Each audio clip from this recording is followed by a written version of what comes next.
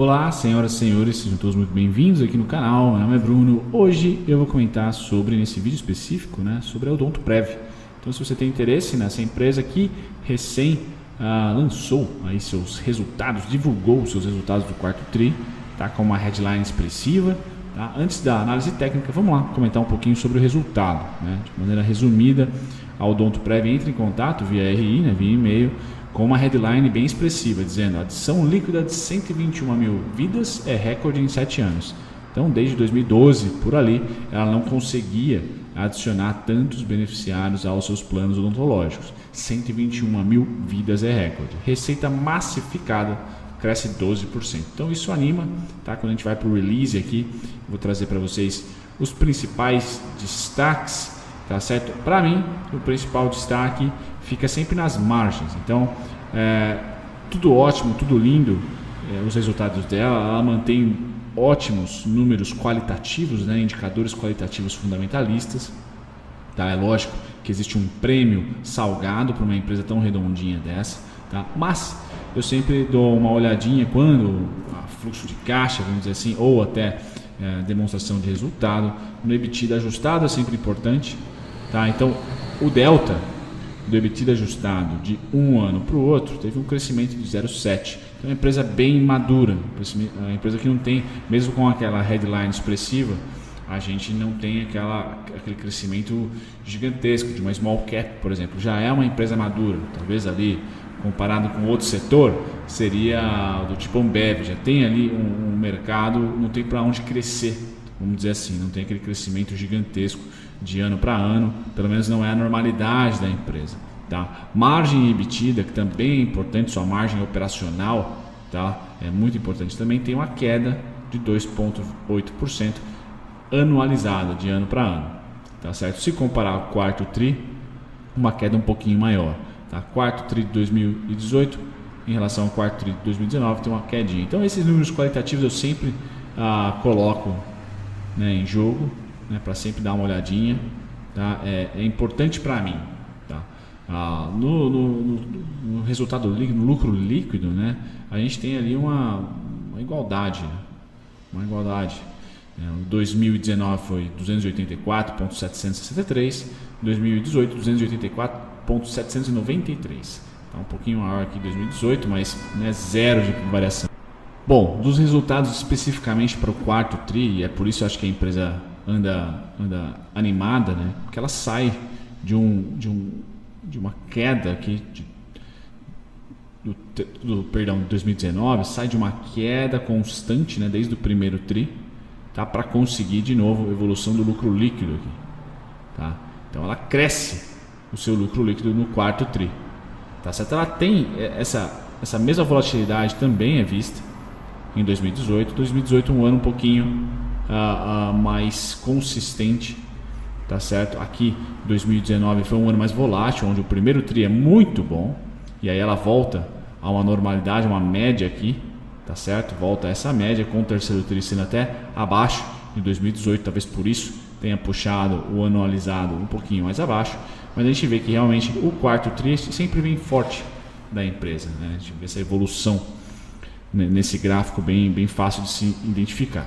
E aqui, para finalizar o resultado, o fluxo de caixa importante é o caixa gerado, aplicado pelas atividades operacionais. Então a gente vê aqui crescimento, tá? Tanto em relação ao quarto tri de 2018 para o quarto tri de 2019, quanto no anualizado. Então isso é legal, a empresa cresceu, gerou mais caixa, tá certo? Se comparado um ano com o outro, isso eu acho sempre bom, embora tenha perdido a margem, como a gente observou lá em cima, tá? Naquele primeiro destaque, tá? Então quando a gente desce para cá, dá uma olhadinha nessa margem líquida e também margem, do EBITDA ajustado, a gente tem perda. Eu considero mais o EBITDA aqui por ser da produção própria da empresa, pelo operacional, tá? Então aqui um pouquinho de sinal amarelo, mas de resto, de resumo, muito bom. O resultado continua sendo ali aquela empresa consistente, mesmo em um ano que o PIB cresce 1,1, a empresa mantém ali um crescimento interessante, tá? E traz pro acionista essa capacidade de ser consistente mesmo durante a economia dando uma patinada aí em termos gerais. Bom, análise técnica, o que para vocês pode ser interessante, nesse momento a análise técnica não está nem aí, né, o comportamento dos investidores não estão nem aí para os resultados, né, essa é a minha opinião. Então o fundamento vai ser meio que mastigado e cuspido, vamos dizer assim, para longe, se Corona continuar atacando, né, se essa azia do mercado ainda continuar xarope. Então o que eu vou definir para vocês aqui? Bom, continuo com esse mega tubo aqui, né, esse canal de alta, tá? Identificando para vocês visualmente que sim, né, temos os suportes bem identificados quando o preço, e somente se o preço chega próximo desse canal. Então o que eu imagino para a bolsa e também para o Odonto Prev, tá, é que lateralize, tá, entre 16,15 até 13,47, tá certo? Eu acho que essa vai ser a volatilidade para março, abril e maio, tá? Até que a gente consiga vencer o Corona. Eu acho que a gente vai conseguir, né, uma solução aí logo menos, e aí as coisas se estabilizem e o mercado comece a precificar o terceiro tri, mais ou menos, entre o segundo e o terceiro tri de 2020, sem Corona, aí os resultados tendem a ser normais e até estimulados aí por cortes de juros, né? Não sei se isso funciona ainda, tá? Mas os Estados Unidos, por exemplo, cortou os juros por lá, a gente deve cortar por aqui, a Europa não consegue mais, mas deve estimular um pouquinho, tá? E o PIB para esse ano do Brasil tem uma projeção maior do que teve ano passado. Então, se a gente pelo menos cumprir uma projeção aí de 1,5, já crescemos mais do que 2019, tá? Tendo isso em comportamento, o que eu vou trazer para vocês? A, B igual a CD, 14,24. Eu tenho o ponto do mestre dos dividendos aqui em 13,47. Tá certo? Então aqui para mim essa faixa de preço 16,15 a 13,47 para mim vão representar, tá, a volatilidade até maio. Essa é a minha opinião. Se romper com força o 13,47, tá, aí eu atualizo para vocês, porque eu vou ter que estudar não só, tá, os suportes feitos por esse fundo aqui, né, por essa mínima, mas também eu vou começar a estudar o próximo, a próxima barreira para os comprados, para os vendidos, perdão. A primeira barreira está aqui, tá? A próxima, se o Corona der azia, vai estar por aqui, tá? E assim eu vou trabalhando conforme os movimentos de comportamento do preço, tá? Legal, é isso, basicamente esse é um gráfico mensal, tá? Quando eu venho para o semanal, se você gosta de curtíssimo prazo, eu ganho, tá, mais um suporte 15,29 a 15,1, tá? Eu considero que esse suporte será vencido pela azia recente,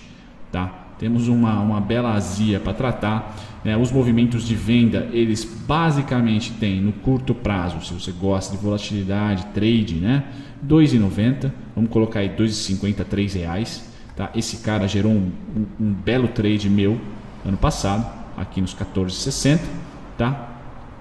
E aí esse cara sendo transportado para cá, chegamos a esse fundo, legal, fizemos aqui uma recomposição compradora já totalmente tomada pelos vendidos, traz para cá, ó. Bom, 14,7, 14,24, uma próxima paradinha, eu acho que vai dar uma beliscada em 13,47, é o ponto que eu tenho ali, tá certo? Eu tenho que respeitar os meus digníssimos pontos.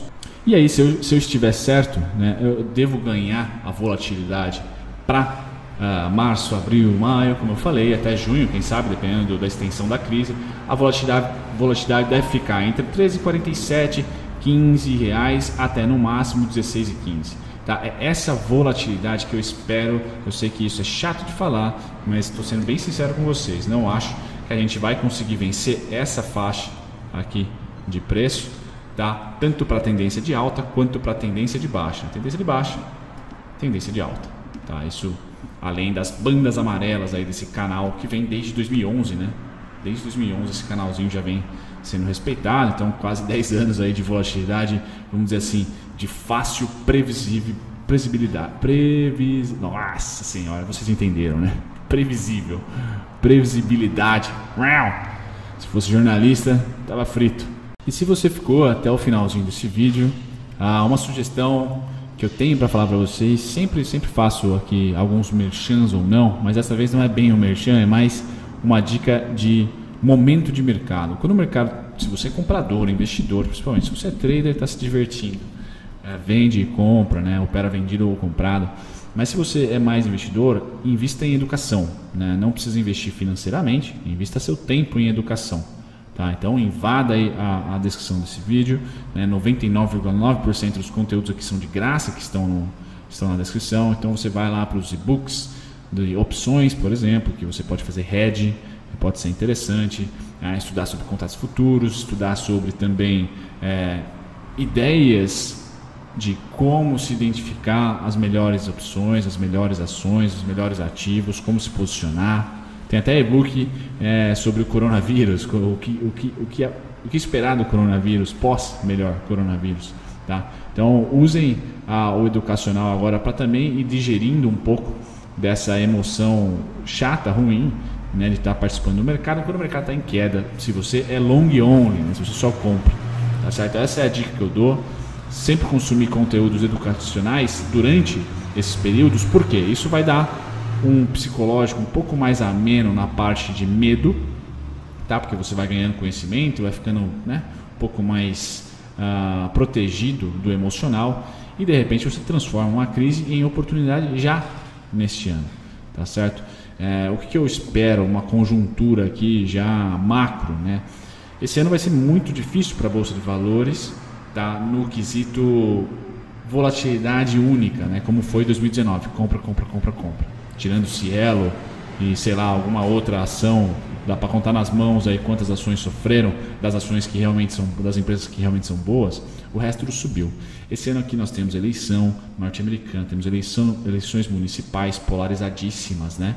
Que podem aí travar o governo ou destravar o governo, ainda mais ou ainda menos, depende da sua opinião, tá certo?